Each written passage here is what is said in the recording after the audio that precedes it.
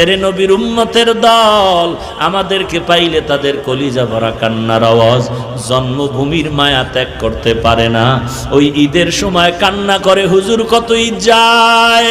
অনেকের খবর দেখি মায়ের পায়ের ধুলা নিয়ে ঈদগাহে দৌড়ায়, মা মাথায় হাত দিয়ে দোয়া করে দেয়।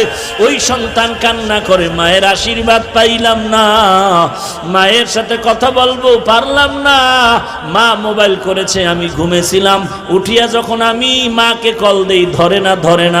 হঠাৎ করে একদিন দুদিন হঠাৎ একজনে ধরিয়া বলে, তোর মা অসুস্থ, হসপিটালে চলে গেছে, আর আমি মায়ের সাথে কথা বলতে পারলাম না।